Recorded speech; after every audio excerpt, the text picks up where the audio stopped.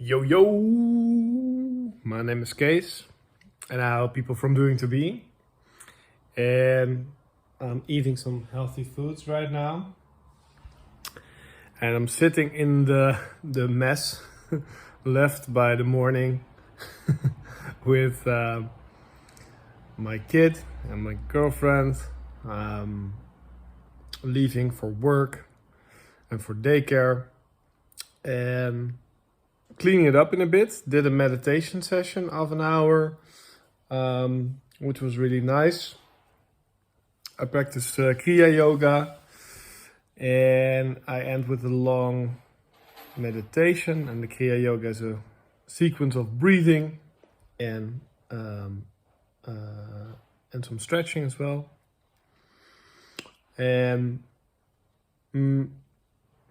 I wanted to actually maybe talk to you guys a little bit more often and start sharing from a place of not only wanting to share sort of my ideas or teachings, but also just share what I do daily and give a little bit of insight in some of the processes in my life, because I go through a lot. It's like a roller coaster I'm on. My spiritual journey is very, let's say it's very feisty. There's lots of insights along the way. And I think it has been that way for about 5 years, where I have insight after insight after, download, energy, upgrade thingy, with lots of techniques that I've learned, and meditation and insight just by reading theory and books and understanding it, by watching lots of YouTube videos on different subjects. I've seen so much already, but I know it's only the tip of the iceberg. There's always more to experience, always more to know. I want to take you a little bit along on that ride, and it might not be as fancy as sort of suits and fancy dresses and sort of super cool stuff all the time, but it is very cool in a very different way, as in that it's a very cool inner journey that I can share with. I think one of my talents is speaking. I love to talk, and when I talk, people tend to like to listen. So in that sense, I'd love to talk to you a little bit more often about what's been going on. So here we go. Okay, so today we're heading into full lockdown for Christmas and January. Probably here in the Netherlands, and I'm doing my prepping. I bought a box for toys for my daughter, and tried to do a little bit of shopping for things we might need. Didn't buy much, just this box and some basic groceries, not too much. And I think a collective sadness. A sadness that probably a lot of people are feeling sort of sad or distressed about the lockdown. It feels a little bit like a collective feeling in my experience. I felt almost some crying coming on on my part. But I don't feel particularly sad about something, so that makes me think that it's just something in the air as well. Just wanted to share.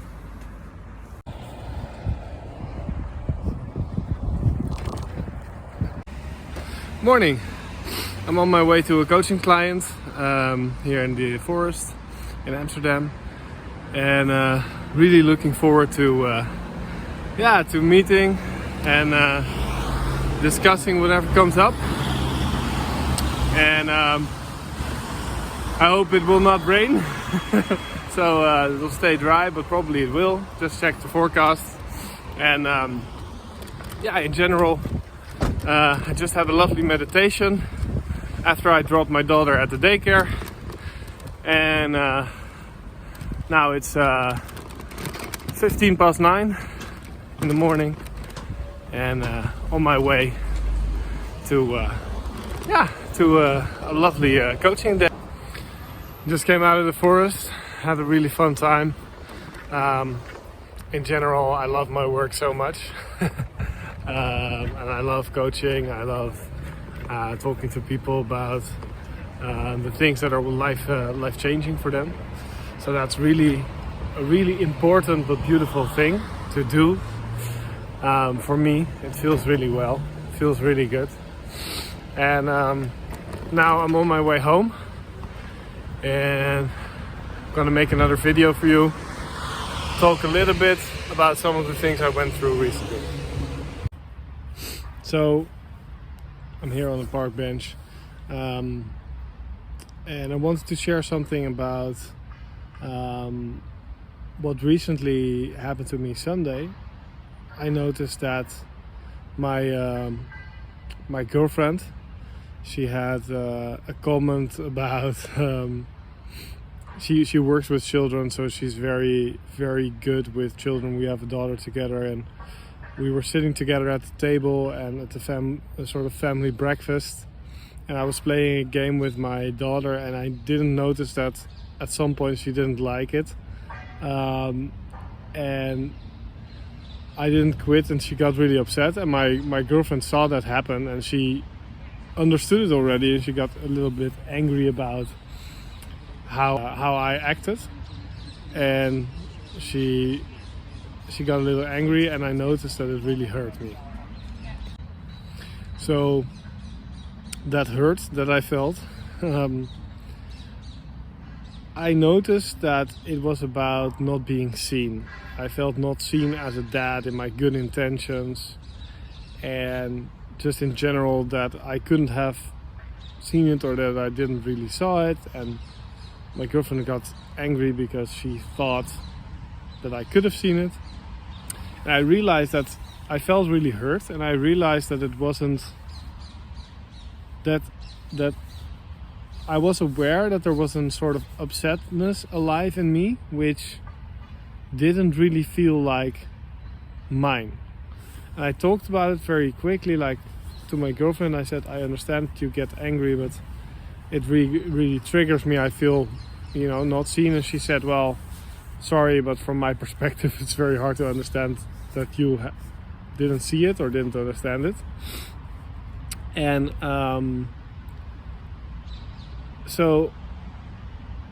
but after talking about that a little bit, I didn't feel better. And so I knew it was not about the situation, and also because that was resolved already, and also I've noticed the feeling intensify a little bit when I paid attention to it. So I sat down, I think for 15 minutes, and I paid attention first to the feeling, and I got a lot of sort of energy releases. So that means sort of sometimes I go like or something like that vocally, or my body shocks a little bit, or something happens where I release it, or I breathe a little bit, like something like that, and yeah, it felt really special, because after a few minutes I sort of visualized, or this visual came to me, I should say, about a man sitting in my belly with like a very big, just let's say sort of a very big, like almost like a brewery, like a ton of water, and a sort of brown dark water, which he was stirring with a big wooden spoon. And I felt that this was a sort of representation of me not being seen or not being felt in that way. And also I felt that it was related to sort of many generations ago, there was somebody that was not acknowledged in their work, and they were like, fuck it, I am not being seen anyway. So this feeling came in like, I'm not being seen anyway, so I'm just going to protect this sort of lower chakras, you could say, a lower part from the belly down, and not be in touch with what is, because I'm being dissed, you could say, and we're just going to stay in these higher chakras of fantasy, and keep this feeling I'm not being seen anyway, so I'll just stay in myself and in my fantasy and not connect with what is. And through giving some loving awareness and some compassion to the situation, the visual, basically what tends to happen is this unfolds into it slowly releasing itself and letting go naturally, not by me wanting to let go of it, by just me sitting down and seeing what happens.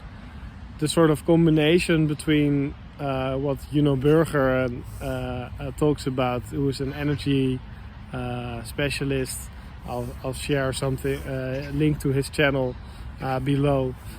He talks about the combination of the awareness meets compassion, or the compassionate heart. And so it's a sort of conscious connection that with the feeling that you have. And through that, what happens on a very deep level is that there is space for it to dissolve. And I felt that. So I felt it dissolve, and I felt myself connecting with the lower chakras and with what is. And then it felt very relaxed, so I stood up and went about my day. And today I sat down in a meditation this morning, and I felt this sort of disconnection, you could say, with the lower chakras, and still at that point. And I could reconnect back to it, sort of my energy lines back down, the way my energy goes up and down the body through the chakras, or the energy centers, which I could then sort of connect on my way downwards in a deeper way, and I can really feel my lower body energized in a different way. And I also felt, and this was a connection to let go of that, most of the energy, especially on my second chakra, which is related to food and related to drinking and fun, you could say, was going outwards instead of upwards. And that was a sort of misforming, you could say, due to that blockage that used to be there with the guy stirring. But the energy of the lower chakras needed to do something, so it sort of went out. And I saw this sort of misforming shape in my energy outwards from my lower chakras. I was able to let go of that and then connect it upwards. And it is a sort of duality which I felt for a long time between my higher chakras, which were really into sort of spiritual stuff and things like that, and my lower chakras, which were really into which were about food and sexuality and work like that. That I really sort of had two parts of myself, and there was duality because of this blockage, because the higher part of myself could not see what is, because there was this pain of not being seen from previous generations that I carried with me, and that that on that side of the family is carried onwards. And when you release something with yourself, basically that pain does not forward itself to future generations, because it's seen and it can let go. And also I can now connect with what is and restore that duality and a non-duality in a sort of oneness being. So yeah, this is sort of the marvelous world which which I live in and which we all live in, but which we need to see, is sort of our suffering, our biggest clues to freedom, because you're free when you take you follow the breadcrumbs of your suffering to something that wants to be seen, and then there's something is restored in you. And I wanted to share this example with you here in a little bit of forest, but also a highway on the back. Show you a little bit. I'm on my bike, so grab the bike again and go home, but thought I'd share a little bit from nature, which I love. Hey, hello, just had a lovely walk with a friend of mine that I'm also coaching, and had a lovely talk about relationships, and relationships in general are so beautiful, and you tend to mirror each other. You tend to sort of complement each other, but also then you as a partner, somebody has sort of unnatural tendency.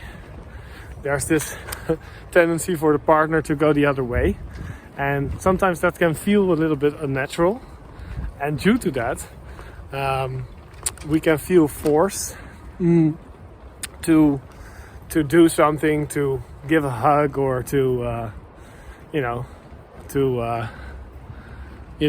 make a sandwich or something like that, to correct something or to do something which is actually not really the best, you could say, for someone to do. So this tendency is beautiful because it's out of love, but you tend to compensate each other in a sometimes unnatural way. And we should sort of try to stay in the middle, try to see each other as responsible for your own happiness, responsible for your own love, responsible for your own journey and belonging, and support each other on that journey, but not try to sort of fill all the holes in each other's hearts, you could say. And I was wondering, of course, let me know how that is in your relationship. If you feel that you are somehow compensating for a behavior of your partner, and if so, you can either share it in the comments or share it with your partner.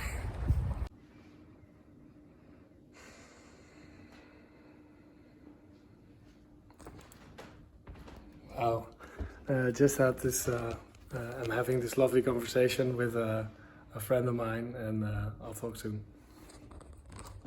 So I just met a friend, a new friend, that has a podcast, and we're contemplating doing a podcast together, and also we're talking about different people that we've met and are meeting that are on a similar path of letting go of some of the inner things in our life, sort of the inner sensations that are bothering us, through accepting them and by loving them and embracing them and seeing actually what they have to tell us, because usually they have lots to tell us.